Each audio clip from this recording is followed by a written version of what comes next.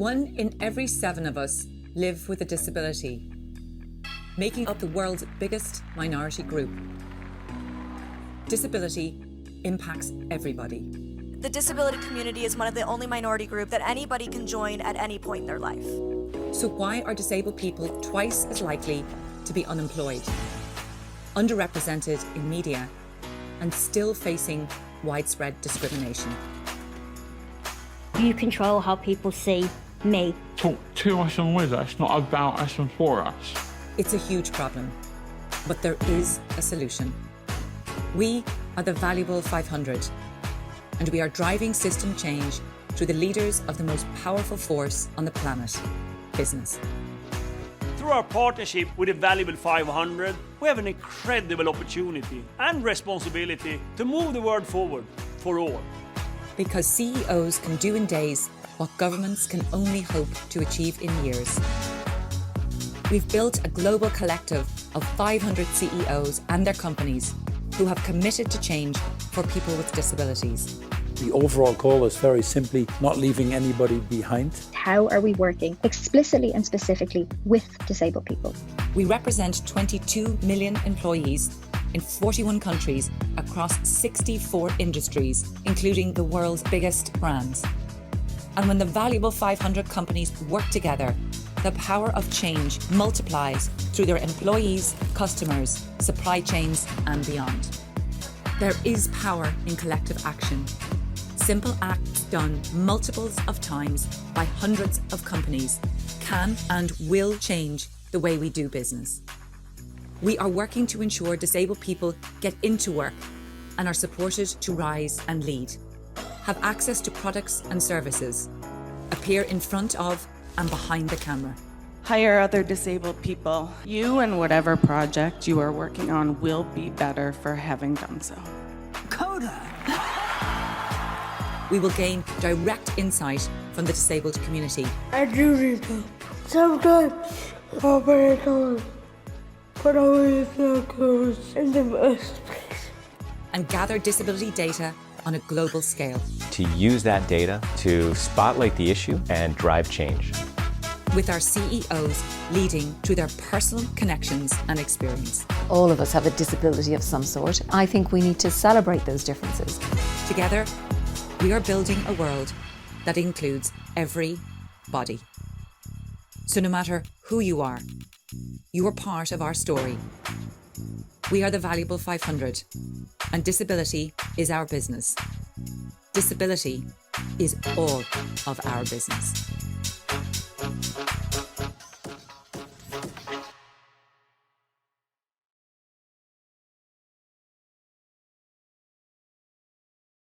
Thank you, all of you, for being here in this Inner Development Goal Gathering, this monthly heartbeat or breath of the Inner Development Goals movement that is continuing to build momentum and gain traction and spreading, thanks to you all who join in and who lean in to join in conversation and to be inspired and to inspire each other and ourselves through these conversations and these meetings with others across the globe. I just saw a sneak peek of a map of the hubs and networks across the globe, and it's yeah, truly amazing to see the spread and to see this involvement and this energy that is just being rippled across the waters. So I want to thank you for coming here today, and I want you all to be able to check in with a question in the chat. So if you're able to access the chat function in Zoom, just check into the meeting with connecting to today's topic is what makes you feel included. And also you can add where you're joining from, because that's always fun to see.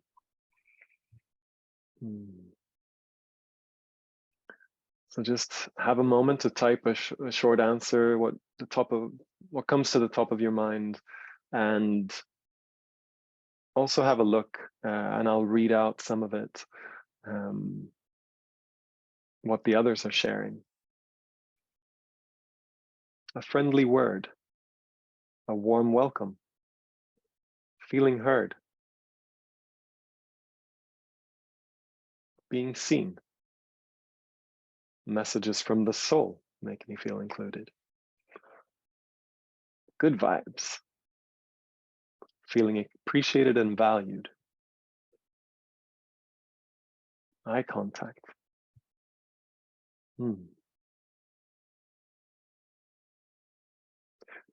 And speaking of inclusion, I also want to welcome you who are viewing this after the actual gathering. So we invite you to feel included in this movement building as well. So thank you for sharing and for checking in. With that, I will consider us checked into this gathering that we're joining in today in conversation with Caroline Casey, together with the Inner Development Goals Executive Director, Jan Artem Henriksson. So I hand it over to you, Jan, in safe hands. Thank you. Thank you, Ola. Thank you, Fatima. And I'm so happy, Caroline, that you could join us today. We met in UK at One Young World. I must say I was a little bit starstruck. You really touched me already from the stage with your presentation. And then when we spoke afterwards, both your way of being kind, including how you relate to people. I felt this is such a beautiful example of how to live the IDGs, but also of your professional doing, like how you apply yourself in systems, in companies, in the world, I think is also for me a huge inspiration in how we can actually change the systems. And I felt that I learned a lot just from listening to you and our conversation. And I feel humble that you wanted us to have a dialogue, and I feel a bit nervous also, but I hope you all listening that I will just, it will not be a dialogue, but more maybe just me asking a few questions once in a while. And Caroline, feel free to expand on your thoughts, and very, very happy to have you. Well, firstly, thank you so much for having me, Jan, and everyone, and Ola and Fatima. I want to just say, yes, I did insist upon a conversation, because if we're going to talk about inclusion, I'm not sure how I feel about somebody just speaking at a group of people I want to speak with. And I want us to have a conversation that's more balanced rather than me, an Irish woman, over verbiage and talking. So thank you for allowing that. But firstly, I do have to do an act of inclusion, digital inclusion, and I'm going to audio describe myself. For those of you who may not have your cameras on, that will help you. But for anybody else who is visually impaired like myself, I am a white woman with quite white blonde hair. I'm 51 years old. I have very thick black rimmed glasses, pale blue eyes, and I'm wearing sort of like, I don't know, it's kind of an off daisy kind of polo neck. If they were in America, they'd say turtleneck, with white and black and blue daisies. And I'm in a room with sort of a white background. So that's me. That's me today. Thank you, Caroline, and thanks for teaching us the new ways of being. So I'm in a room with some gray beige background. I'm also white, wearing glasses, a bit more tan maybe from being in the north of Sweden, and thinner glasses, looking happy when I see Caroline.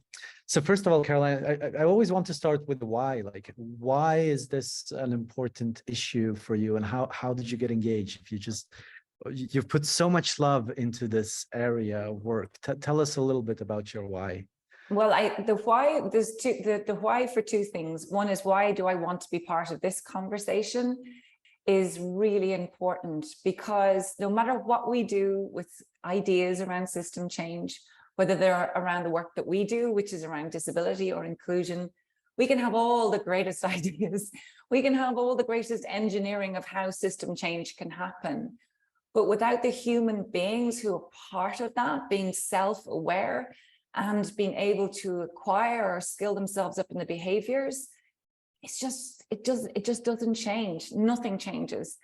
And for me, a lot of why I'm here with the work that we do around disability inclusion is actually about the leadership and about leaders reflecting upon themselves, being accountable, big word, responsible, intentional, all of those big words. And people like me who've done campaigns or created movements, we look at scaling big ideas, right, and big new practices without the most important part, without the leaders, we have nothing. So just to give you guys a highlight of what I do is I'm the troublemaker and founder of an organization called the Valuable 500. And its whole vision is the end of disability exclusion. That's it, like that's what we exist for. We fundamentally believe the only way to do that is through powering business, because I believe that inclusive business creates inclusive society. And what business values, society values. I'm really sorry about the doorbell there, but this is not my house, so we're just going to have to ignore it. And also the only way in my mind that we can create inclusive business is we have to have inclusive leaders. And the last and most important part of it all is no system change can happen without collective action. You can have a hero, you can have one great company, and that's fantastic, but you can't make change happen without having a collective. So the Valuable 500, and the whole reason it exists, was to collect the world's biggest, most important CEOs of the most important brands in the world and say to them, disability inclusion has to be part of your inclusion agenda. You can't have a la carte inclusion. You can't have pick a mix inclusion, because either inclusion is all for everyone or not at all, right? And actually, you leaders, you can't delegate that down to your HR person. You have to create the culture, because in the shadow and the light of a leader, right, the choices the leader makes affects the culture. So that's really what we've done. And we built it in extraordinary fast time. In 2 years and 3 months after launching on the main stage of the World Economic Forum on the 24th of January, 2019, the idea that disability was on the main stage of the World Economic Forum, honestly, people used to roll their eyes behind my head and go, that Irish woman, like, what is she up to? But within 2 years and 3 months, we made it, and we're the second biggest business collective in the world for any issue after UN Global Compact. Can you believe that? And we represent 22 million employees, 23 trillion in market cap, 64 sectors, and 41 headquartered countries. So that's kind of the Valuable 500 and where we got to. And I'll talk a little bit later about what we're doing with it. But why I care is because it's personal, as is all inclusion personal. But I have a disability myself. I'm registered blind. I have ocular albinism. I'm albino. That's why my hair is so white, my skin is so blonde. But I also hid my disability for a very, very long time because I did not know how the world was going to treat me. And I feel sometimes with the Valuable 500 that it's a constant act of atonement for the work that I do, because by denying my own disability, I discriminated. But the work I really do, it comes from my heart.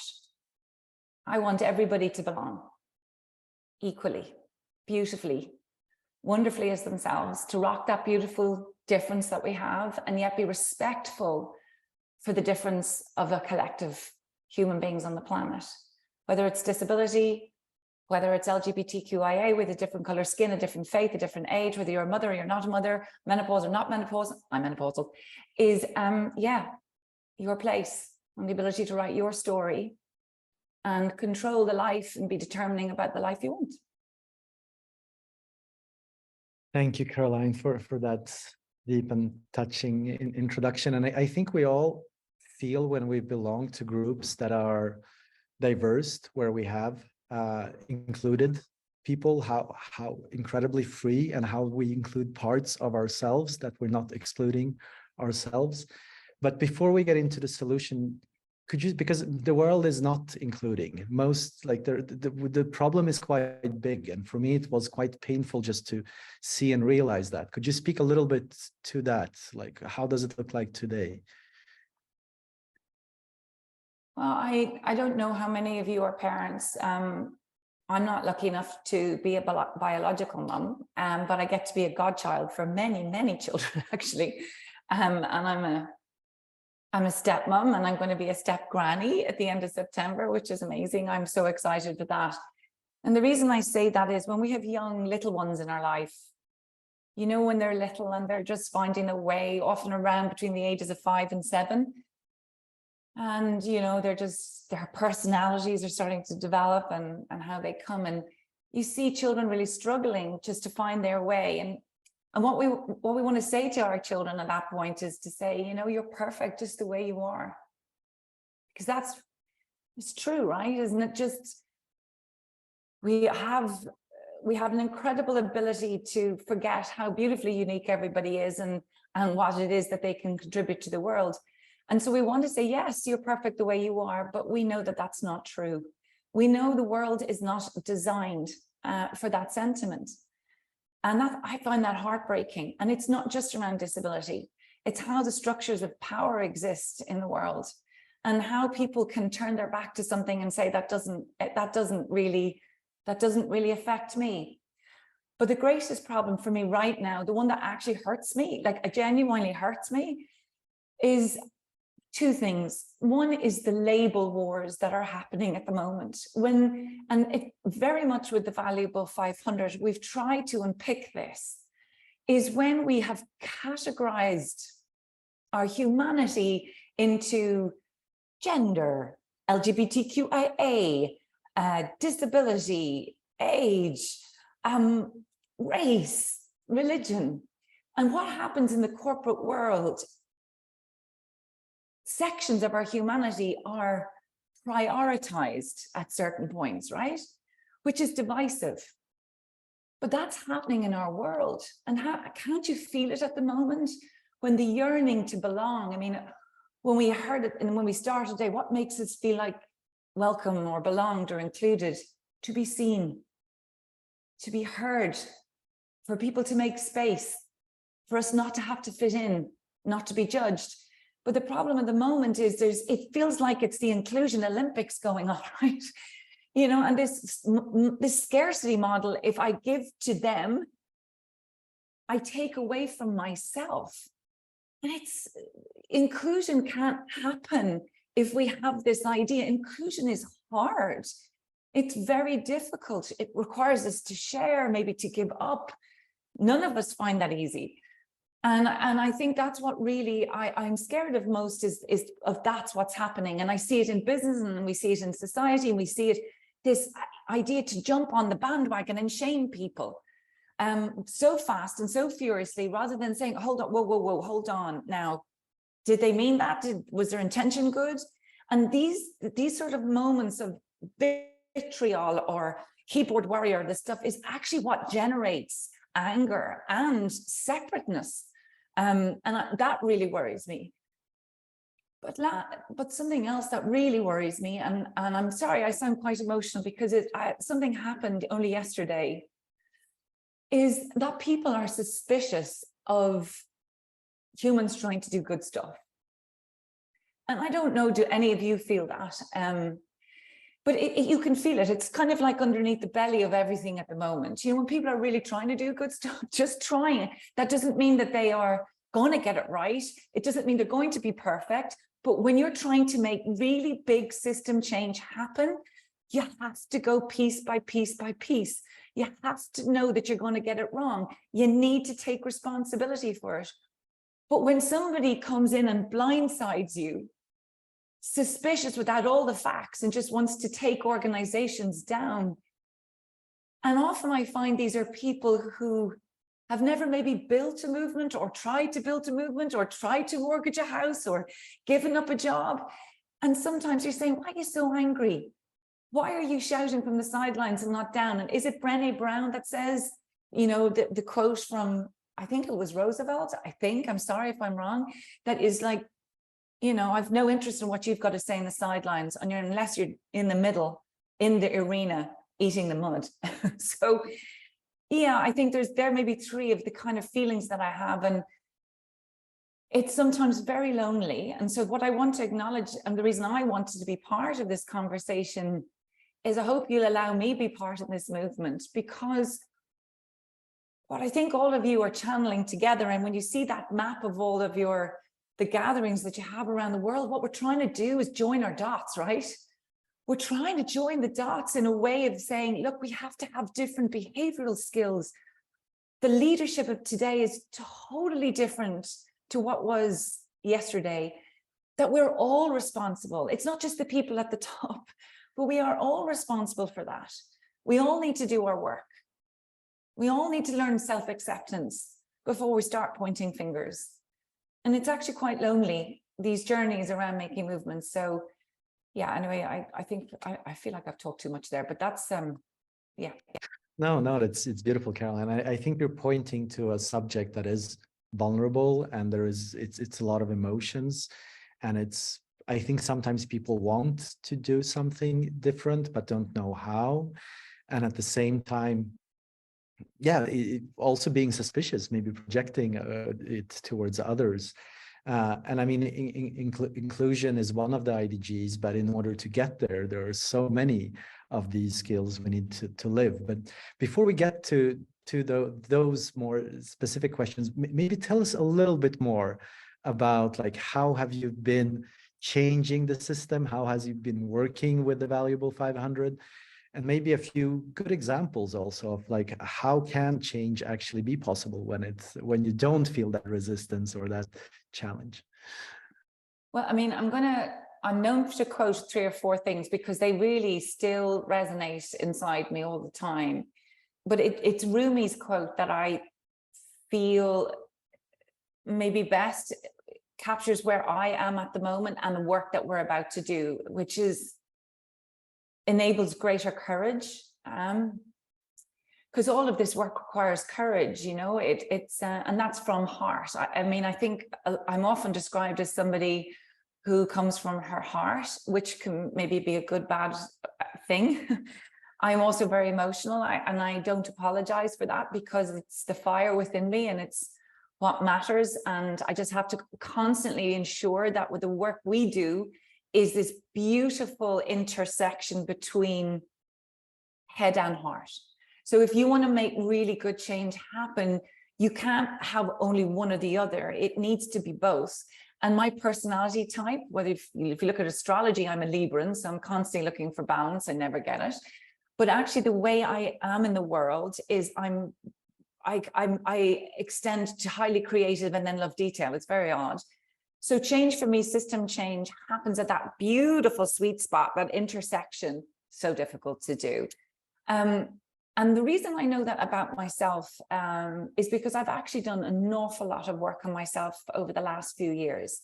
I mean, really deep spiritual work, deep therapy work, recovering from a trauma of childhood that I just didn't deal with. And I have driven myself so hard for so many years, thinking if I could fix some of the problems in the world, that I would be worth something, that you would think, and I would think that I might be lovable and valuable. And it doesn't go unnoticed that actually the work that brought me to the point of understanding myself is the Valuable 500. However, I nearly broke myself down the middle by trying to make it happen. But Rumi's quote is the quote.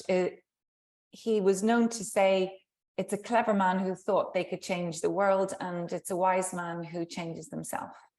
And so in a way, as I have grown up and evolved as a human, and when I set the Valuable 500 up, as you could hear, I mean, it's a monumental task to get 500 CEOs. And what I insisted upon, because I wanted personal accountability, is the CEO had to give their signature and their photograph and hold an executive or a leadership or a board level conversation and make a commitment on improving disability in their business, whether they were beginning or scaling or leading. I didn't care. So now when you build something like that, because it's such a big thing, and I have to keep reminding ourselves that we've done something extraordinary. We broke one of the taboos in the world. We broke the CEO silence, and we have this extraordinary community. But with this opportunity comes quite a heaped responsibility. And what do you do with it, right? When everybody's sitting on the sidelines going, they're nearly waiting for you to fail, because, like, let's be honest, what you do with it, and is this whitewashing, is this purple washing, all the things. So we took our time, honestly. I'm an ex-change management consultant, so I mean, I didn't plan all this, but that's what's got me here. So I've done a lot of system mapping, and you know, I did that when I was doing my master's, and we looked at how the system could change and the interconnected levers internally in business and externally in society. And what I believe the Valuable 500 brings to this space is the power to scale change through collective action. And so what we have done, and nobody's ever done it before, so once again, what am I doing, is I believe in synchronized collective action. So let me explain what that is. It is sort of like getting 500 companies to do the same thing in the same way, at the same time, to remove system barriers in disability. And so we've chosen the hardest 3 system barriers. And on the 18th of May of this year, we will announce what those 3 are. And they are about getting disabled talent into the C-suite of tomorrow. And it's a leadership program and all the skills that that young talent will need. But most importantly, that young disabled talent will be mentoring the top of these organizations. The second one is to end the absence of disability data in business. There is no data on disability in business. It is totally forgotten about. It is not there. It doesn't exist. And that is not acceptable. And so we want each of our 500 companies to report on disability performance against 5 harmonized KPIs that we've asked the 500 to agree upon. That's a big deal. Can you imagine what that's going to mean if we do that? And the last is to increase the representation of people with disabilities in their external communication and internal communication with disability talent in front and behind the camera. And the most important part of all this, Jan, is accountability. So we will be making public that we are going to hold ourselves to account on the 3rd of December in 2025 in Tokyo. We will invite all our Valuable 500 companies, all our partners, all our young talent to report on, have we failed? Have we achieved? And if either, where do we go from now? It's time for a reckoning. It's time to be responsible. And whatever way we end up, we have to build to the future from there towards the Sustainable Development Goals in 2030. Wow.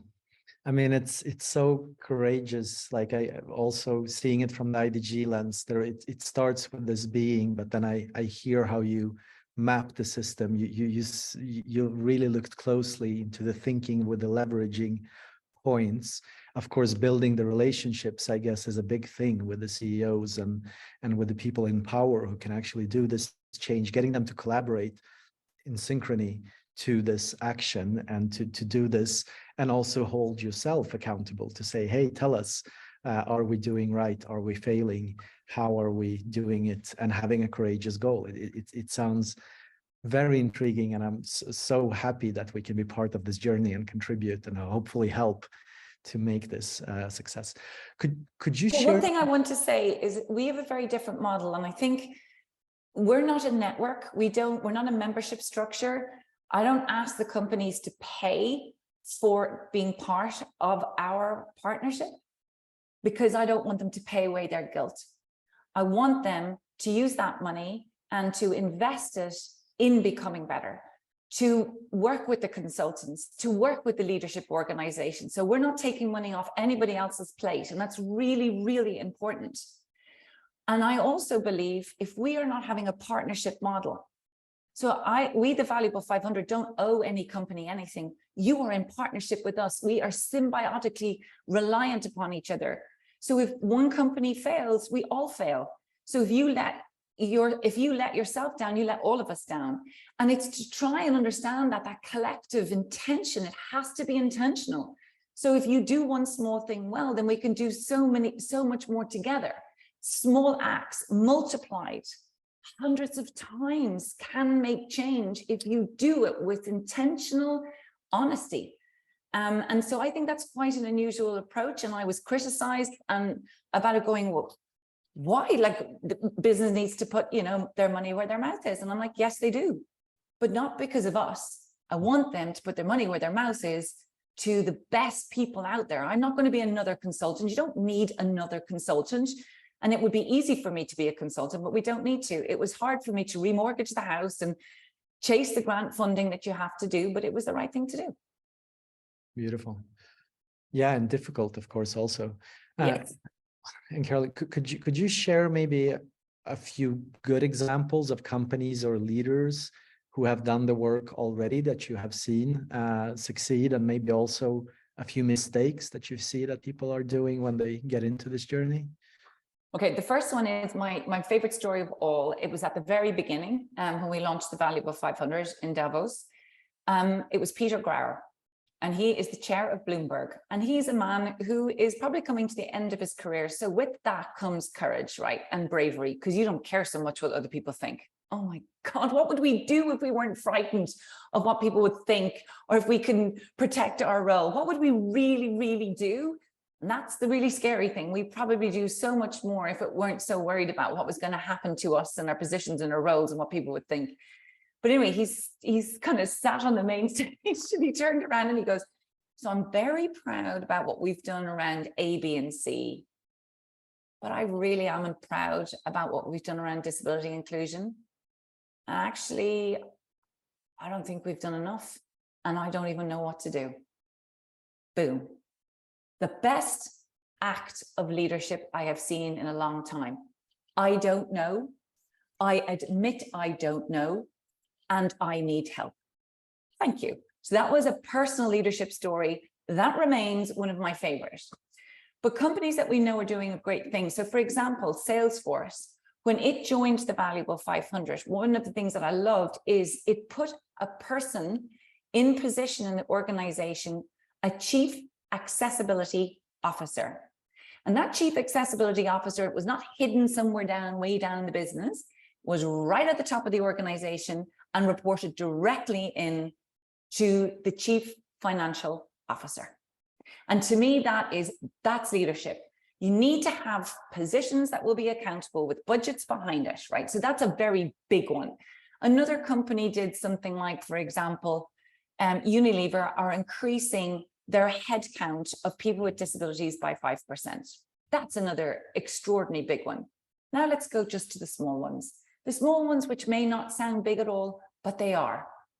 Making sure that every single regional office of their business has an employee resource group where the voices of people with disabilities and families could be heard, and giving them a budget, and making sure they have executive sponsorship.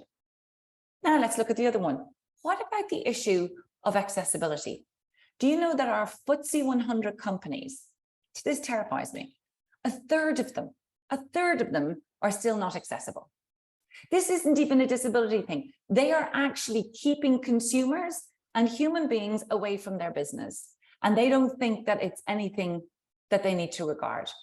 So what we're starting to see now is the excitement, right, of all these little, it's like bioluminescence popping up all the places. And that's what makes the Valuable 500 so valuable, excuse the pun, because we try to grab it all together.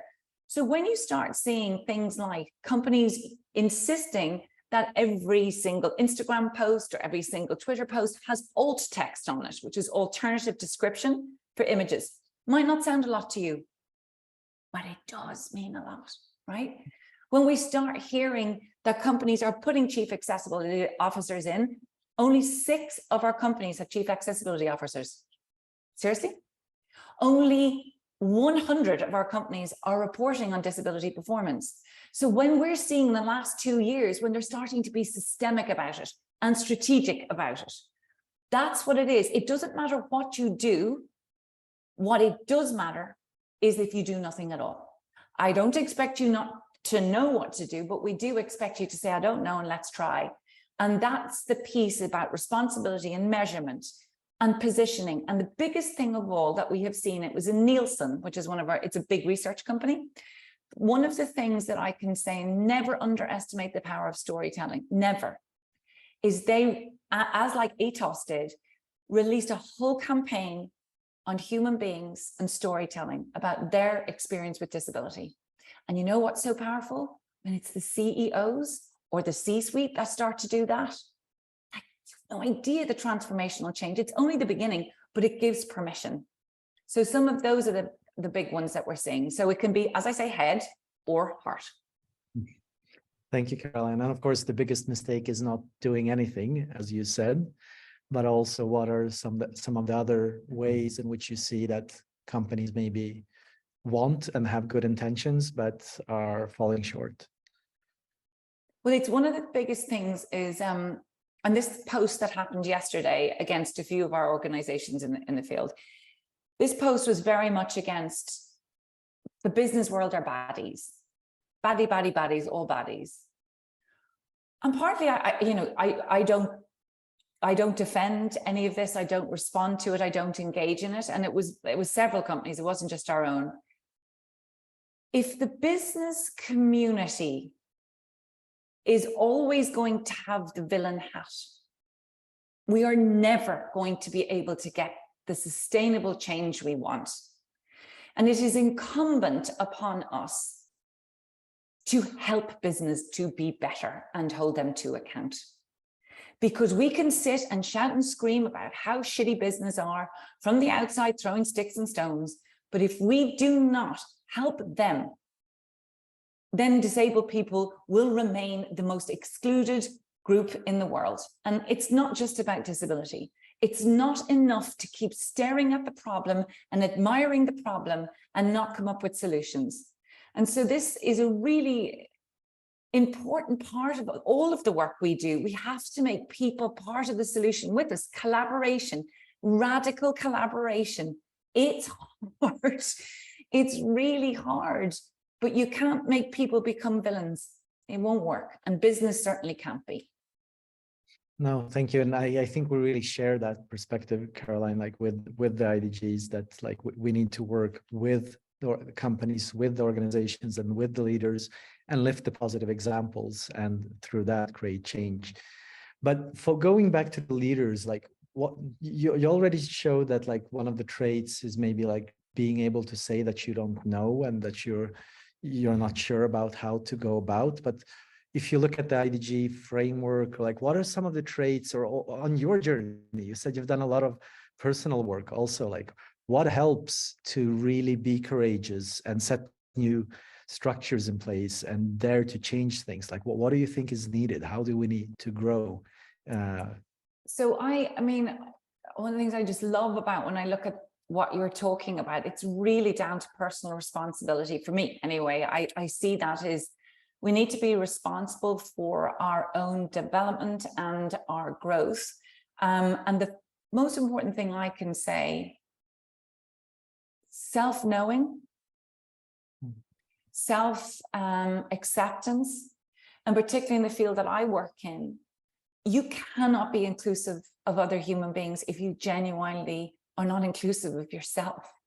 If you feel that you're less than, worthless, anger, jealousy, comparison, that's the other side. If you don't do your work, that comes like, I mean, like, let's be honest, I've been jealous. I compare myself. I don't think I'm good enough.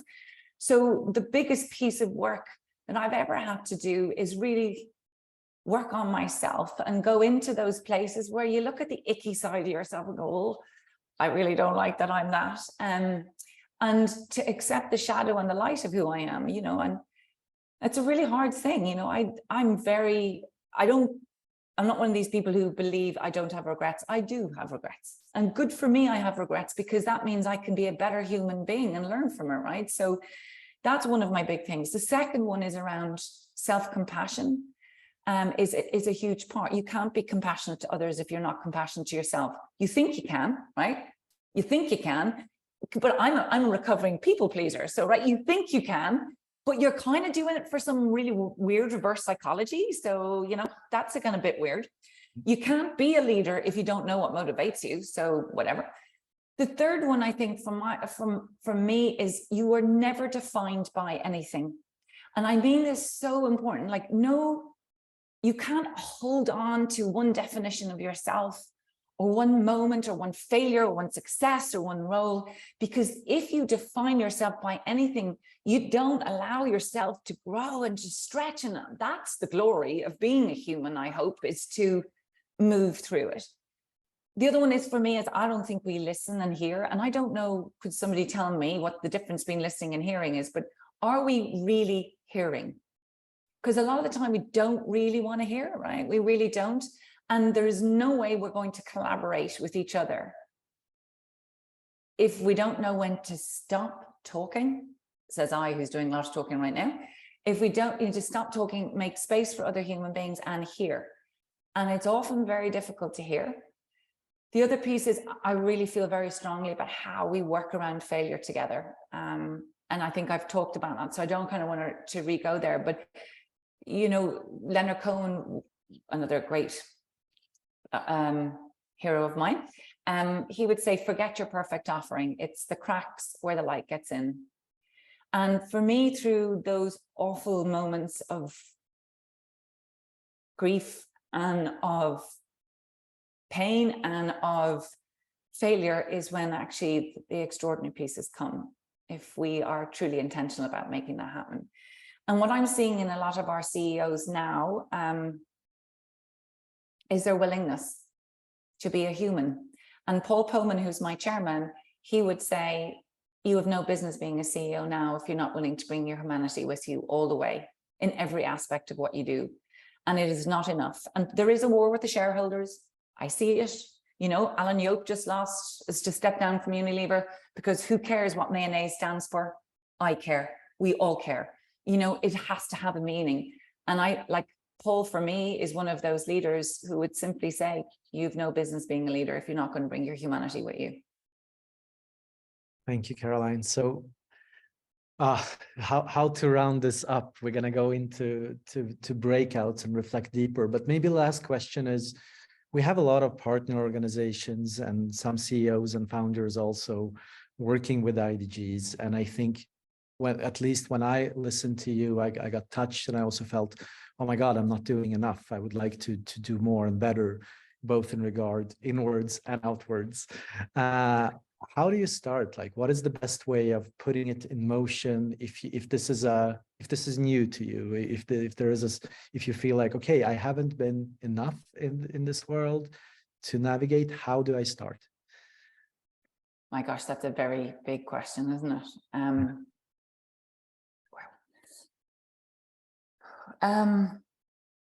I want to just, I think there's two pieces to this question. One of them is, who are any of us to point a finger at anybody else and say, you're not doing enough? But if somebody in themselves feel, I have something more to give, and that's very different to I'm not doing enough. Can we switch that around? Is that okay? Guess who has done a lot of therapy? But I want us to be mindful. It's not that you're not doing enough, but if I've got something that burns to give, right? Burns to give. I can only give you my experience. So I just want to, if it's okay, I've just quick story. I grew up not knowing I was blind because my parents never told me. They consciously did not tell me I was blind, right? So they brought me up and they put me in a mainstream school, and they never had my life or my expectations limited by that label of disability. And I found out by accident when my father gave me a driving lesson at 17. I come from an interesting family. Anyhow, what I would say is, they saw me struggle at school and they never gave me reasons why I was struggling, and I couldn't play sports with other kids because, like, I couldn't hit balls. So my father taught me how to sail, and it's a well-known story. When I was 6.5, he put me in a boat, and it was an Optimist, a tiny little boat, and put a life jacket on me.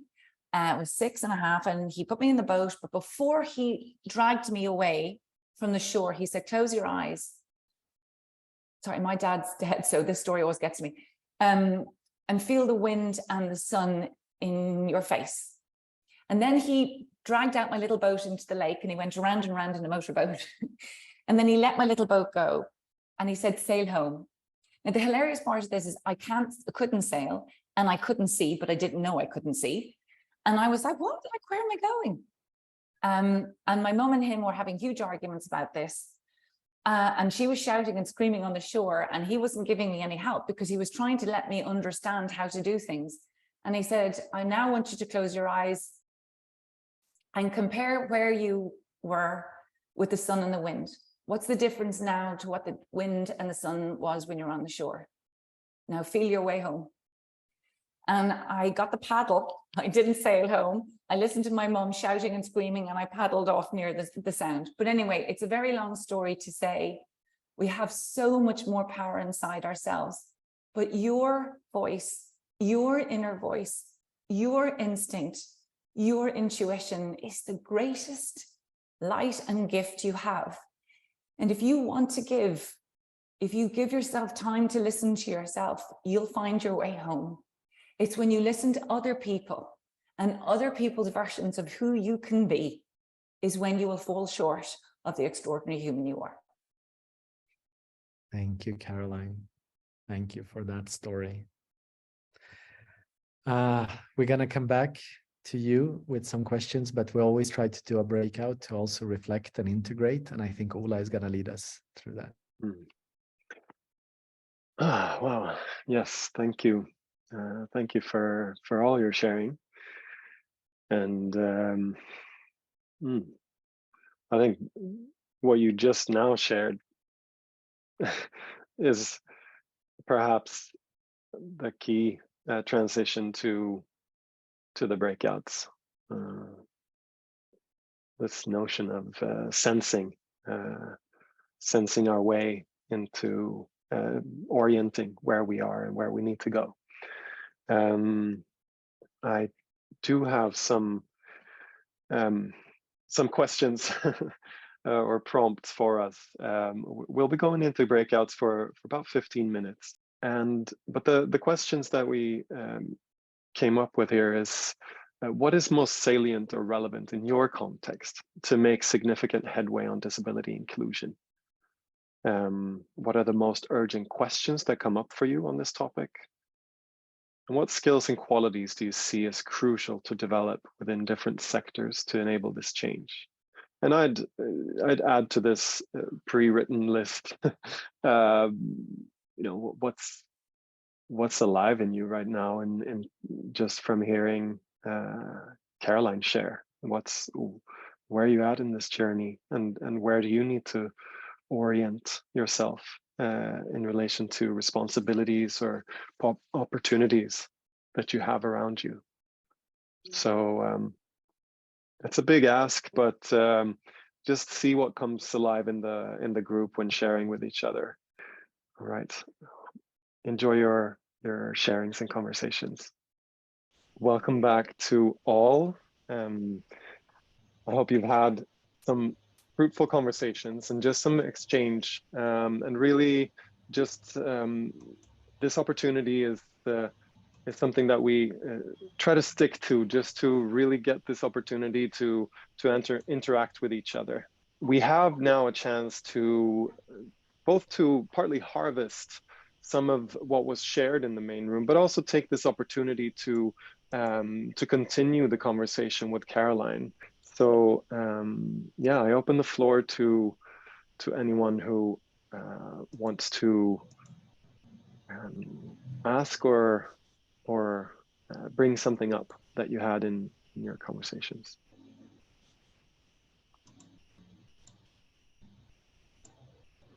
Well, I can start. Yeah, Dana, I will Hello. spotlight you as well, just to have us all in conversation here. Yes, please.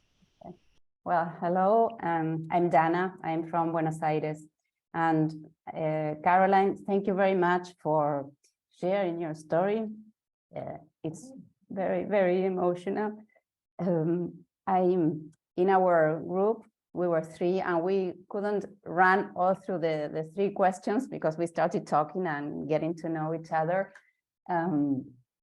Well, I'm a mother of a child with a disability. He's hearing impaired, and we discussed how important it is to be, the first question, to be aware of how to increase our networks, including people with disabilities, not only gender. We talk about intersectionality. I myself, I am a coach, and because of my child, I began coaching families of kids with disabilities. And I think that it is one of the pivotal pillars in society. I also work with businesses like you, Caroline, trying to make them inclusive of people with disabilities. But the families are a pivotal pillar in their lives, because as you said, people with disabilities have to work on themselves. We all have to work on ourselves, I know that. And the IDGs are part of that. But sometimes the families protect children with disabilities too much, and they don't get to know themselves well. So IDGs have to also be focus on families and on the people with disabilities, and I'm working on that part in particular in my coaching job. So I think that's what I wanted to share with you today. Thank you. Thank you. Thank you for doing that work. If I may.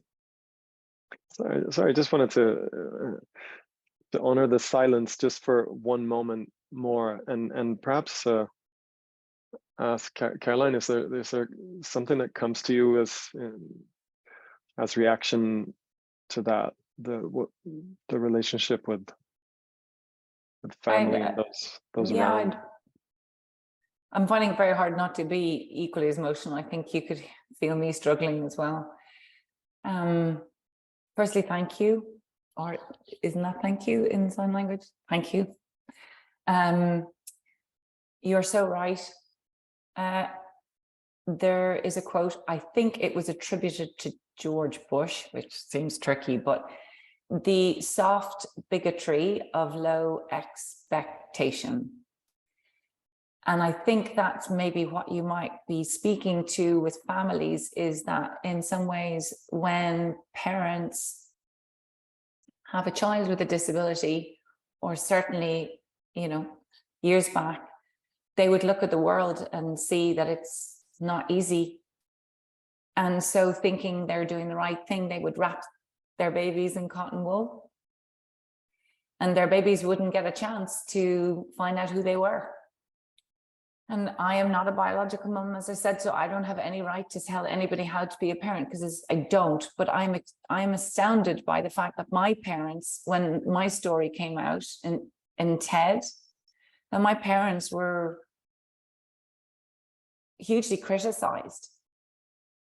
And the thing is, I can't imagine, nobody gives you a handbook to be a parent, any parent of any child, right? So, but I think this work that you're absolutely correct on, it's not just the child with a disability, it's the parents and what they feel around disability nearly is a contagion to the child. So if the parent does not have a sense of what's possible and achievable and all of that, they pass that on to the child. And of course, you understand why. And I'll be honest, my parents didn't tell me because they were frightened. And they were really scared that the world was not going to treat a child with a disability well. So that was their response. And by the way, my sister is 4.5 years younger than me, and she has the same condition as I do, and they told her. But they didn't wrap her up in a blanket. So they had a different strategy for each child, and she's incredible, and it was the right one for her, but she wasn't allowed to make excuses. We had to find our way. So I really hear you, and you're absolutely right. And it's really hard and it's very painful. I do a lot of work with parents. So, yeah. Thank you. Thank you so much. Thank you, Caroline. And Ola also. Thanks. Someone else raised their voice before as well? Who might that be? Maria Florencia Segura. Hello, can you hear me well? Yes, we hear you. I will spotlight you as well. Well, nice to meet you, Caroline. I'm from Buenos Aires, Argentina, and I'm very happy about this initiative. Well, I'm a mentor, and I have a lot of experience working with eating disorders, because Argentina is not, unfortunately, number 2nd in the world with this disease. So I have experienced by myself that disease, obviously. I was not the exception, but I think we have a lot to do from the human point of view, and also from the corporate social responsibility point of view, because I see IDGs are very important to develop these SDGs, because in SDGs, eating disorders is absent. And this is a very important issue that affects the majority of women in the world, that has like an underlying gender inequality issues. So my theory is that, I have seen so many women suffering from this in Argentina. And well, I always try to show the problem, because I think SDGs sometimes lacks of some human aspects like this, because I think this IDGs initiative is very, very important, because it goes to the human and the relationships and the international interpersonal relationships. And in intrapersonal relationships, I also wrote a book regarding this that is only in Spanish, but linking with Theory U, which is Otto Scharmer's theory. I don't know if you know him. I'm going to go to Uruguay to a meeting where he will be there. And well, my work was focused on that, in my experience and my learning journey towards sustainability, but more from the IDG's point of view. So when this initiative appeared, I was so happy. I was so happy because we really needed that. So congratulations. And thank you for making me part of this. Thank you, Maria. And thank you for Buenos Aires for representing today. I think what you bring up, what you bring up that resonates in me is this dance between the structural and the personal or interpersonal. And so Caroline, I'm wondering what you might be meeting in when working with these deep issues. You're approaching it at a very structural level. I mean, the ambitions are huge, and the partnerships and collaborations are very structural. But then when it boils down to change and affecting change, it's deeply personal as well.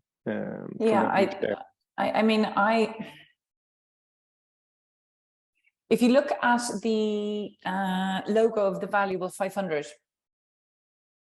if you all just have a quick Google there, you'll see a V and then you'll see a heart. And I've been asked about what the success of the Valuable 500 has been, and I talked about it earlier. It was heart, and it's so personal.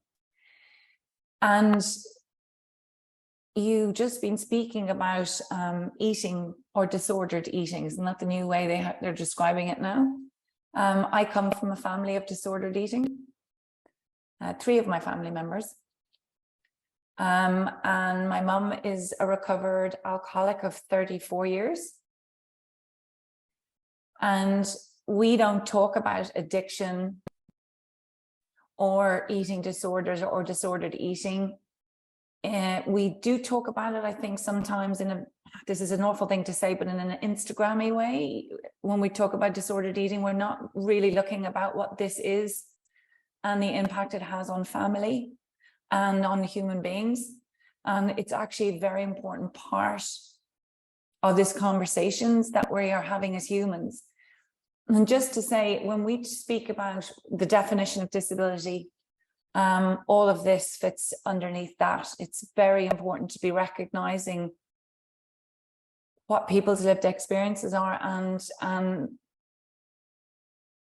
I think so much of this mental health work or eating disorder or addiction is hidden. People forget that 80% of disability or conditions are invisible, and we know that from research that anything between 12 to 15% of our employees in companies are covering. They are hiding. And the pain of that, you know, the agony of an untold story, as Maya Angelou would say, and this is real, and this is the pandemic that's been going on. It's actually not spoken about because of the forces outside which are causing particularly disordered eating. And I think in all the years I've been doing this work, I have had nobody ever ask me or even speak to this. So thank you so much. Because when I think about my mom and how extraordinary she is one of 7% of people who recover. And in all cases, my family recover, but that's tiny, right? Isn't that so small? And when you think of the scale of the problem, so thank you for bringing it up. Again and again, we need to hear that. So I really appreciate it. Thank you very much. Thank you for hearing me. Thank you. Thank you, Ajit, Paul. We have room for the last question here or entry before we start to round off. So I'm Ajit, joining in from Bangalore in India. And Caroline, a very big thank you for a wonderful, inspiring share. It's been quite touching. And I should say that also for many of the others who were frank to share, because these are sometimes quite painful. I had a talk with Sophie Reuter-Kroner from Stockholm, right? It was very inspiring because myself and my wife, we have a startup on dyslexia, and she had a daughter with dyslexia. So we were exchanging our notes there. So one interesting question that came was, suppose we change the perspective that what is the disability that you have? There is no one without a disability, right? So yeah, if you look at dyslexics, they are very good at big picture, entrepreneurial. Yeah. And the general learner, yes, you can read from text, but you don't have those magic powers. So you're also disabled in a different way. So it is not to dilute the seriousness of the disability, but would that be a perspective that would help us to stop thinking that we are normal and somebody else is disabled? I love that one. It's one of my most favorite. And when I first came out of the disability closet, I used to speak to that, you know, and then when I started to learn and integrate my disability, and everybody's at it in different places. But firstly, you're absolutely so right. Disability is going to touch every one of our lives at some point, like absolutely, you know, if we live long enough, it's going to happen. So it is a human condition that touches everything. And in every other category of inclusion, disability turns up, right? So you're so correct. And this issue of dyslexia is also it's been written about quite a lot, hasn't it? Like Richard Branson speaks about it, particularly he sees that. Rosaline Blair, who's one of our CEOs in the Valuable 500, she says actually that her dyslexia meant her brain worked differently, and she's a phenomenally successful entrepreneur. However, she hid it, as did Richard, because he thought that he was stupid. So there is the issue of how we view that disability isn't less than, it is a different way. But then we have to be very careful. So there's been quite a strong pushback. So people have been uncomfortable with the word disability and thinking they were doing the right thing. They would call it differability or diffability or my ability. And the disability community don't like that because it's not the word, right? It's the intention and it's the power behind the word. So what you're speaking to, the Gen Zs are young, gorgeous humans. They have that view in mind. They say, yes, I have dyslexia and I'm proud of that. And this is how it helps my life. This is who I am. It's part of my identity, but it doesn't define me. So you are absolutely correct. And that balance now, I think, is coming, isn't it? When we're not using silly words like differability and da-da-da-da, we're calling it disability, but it doesn't mean less than, damaged, weak, blah, or inspiring, actually, because there's so many different versions of how disability turns up. Was it inspiring? Was it sad? Was it whatever? So yeah, I totally agree. Thank you so much. I think that gives a lot of insights. Yeah, very much. Thank you. Good that you were able to connect also. Yeah, but it shows you, that's the thing. We're all connected to disability. Guys, why are we not speaking about this? Everybody is connected to it. Yeah, absolutely. Julius, I'd like to give you the last piece here. Yes, thank you, Julian. I just want to thank Casey, Julius, as he rightly said, the board chairman of Newcomers to Students with Disability, which is a disabled refugee-led organization based in Sweden. And I'm so happy and glad to hear you speak, and your experience is resonate well with me as a disabled refugee and the rest of us who are in the group. And we look forward meeting you and getting to have this kind of insight, because it will really strengthen our members. Because for some reason, moving to a new country with disability without finding your way is always very hard and isolating. So we need this kind of energy for motivation. Thank you. Julius, I'm very mindful of time, but is it okay that there is another hand there I don't want to miss? But can I just say to Julius, this issue of refugees and disability, it's so good that you have an I know your organization, by the way, I know about your organization, and I think it's paramount of importance, because one of the things that people forget is moving to another country when you are not a refugee in a point of privilege is difficult. But when you are a refugee and a disability, your chances are just so low. So just can I say thank you so much. And I know your organization and I admire your work, and keep going. If there's anything I can do, I would be more than happy for you to teach me how I can be of use or service. Of course you are. We're looking forward to getting in touch with you. I will have the privilege of lunching next week with Julius. So thank you. Okay, Axel, bring it to us. Hi, my name is Axel. My pronouns are she, her, hers. I am actually setting up my own business to support neurodivergent women in the workplace. I was late diagnosed with ADHD autism, and I had a diagnosis with dyslexia when I was younger, but my parents also, due to stigma, kind of refused it to be added in my school files so that I wouldn't be stigmatized by classmates or whatnot. And basically I went through my whole education without additional time for exams and whatnot, and somehow made it. The reason I wanted to take the floor is just to thank you, Carolyn. I kind of joined this event serendipitously. Someone recommended it to me, and I am becoming more and more of an advocate for neurodiversity, because a lot of women are late diagnosed, and it's affecting people's lives, and it's it's also affecting people's lives in the sense that like identities intersecting compound the reality of people with disabilities. And this is what I want to share with everyone is, yes, there's disabilities, but there's also all the other factors that just amplify everything. And it's very important to take into account in your journey, in your fight, in your strive for change, that you take as many people along with you. People that know me don't think that I can have ASD. Research is not up to speed now to basically like the diagnostic criteria for women in regards of ADHD and ASD is just not meeting how it presents in women. And I just want to let people know that this is such an important effort, that we're all here talking about it, and that there's people wanting to make change happen, because it's really, really affecting people's lives, and ability to work, ability to keep a job, ability to be satisfied at work, ability to be recognized at work. And we really need to continue this fight. So thank you.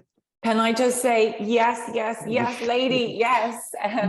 Because this is so great to hear you do that. My husband is 65 and he was just diagnosed with ADHD before Christmas. And that has helped our marriage, let me tell you, forget even about work. But I am also in the process of my own diagnosis, and the amount of women who going through menopause, another factor, it is, so I'd love to say, go search out the wonderful Margot Joffrey. If you've not heard of her before, you too definitely need to be speaking. Late diagnosis of neurodivergence in women, the issues that it is causing, keeping relationships, keeping marriages, keeping down jobs, sense of who I am, my self-confidence, I'm too much, I'm too little. Yes, keep doing it. Go forth. Thank you so much. And thank you so much, and thanks for sharing. And this really, it's beautiful to get this finale of intersectionality in this conversation as well. So I think that's just a beautiful addition. And now, with respecting everybody's time, having not done so, I want to just round us off for the sort of official part of this event, and thank Caroline again for really diving in with us and just sharing on a very personal note, and just giving that inspiration of the work that you do as well, and that everyone can join in with. So I don't think that's been lost on anyone. And we have good news, don't we? Yeah, because at the summit in October, the 11th and 12th of October, Caroline has said yes to be one of the speakers. So and all of you who wants to get more of Caroline, it's in Stockholm, 11th, 12th of October. It's called Connecting the Dots, but it's also online. So it was an amazing last year, and it's going to be even more mind-blowing this year. So we're so happy that Caroline is coming. I just want to mention also, we have masterclasses. There's a lot going on in the IDG movement. We have masterclasses now with some of the most famous researchers.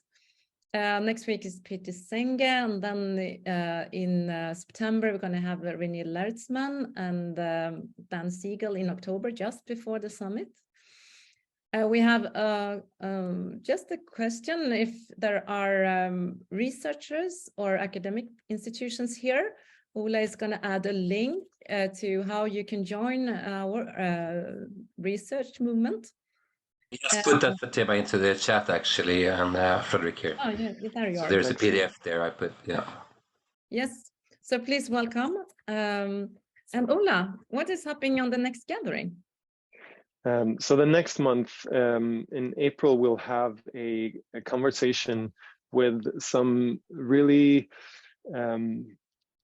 in-depth leaders, transformative leaders, who are also looking at what are these leadership development transformative experiences that we're that we're talking about and that we're looking at to really make serious headway on the Sustainable Development Goals.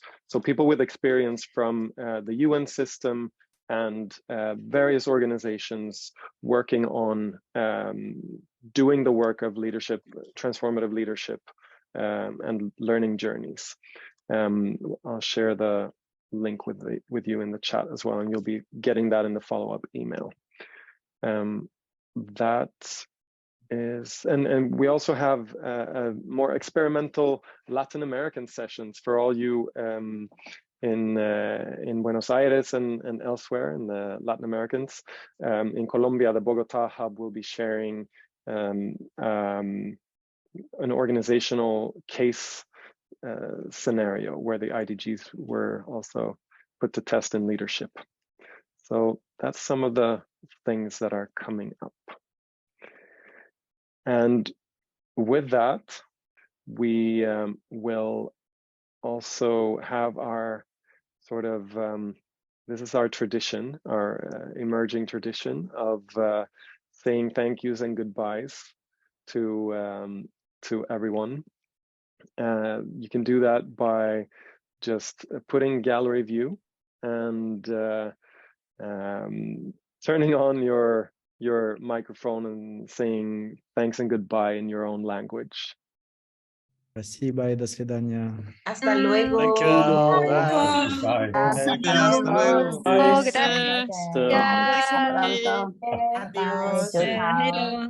Tusind tak, det har været fantastisk.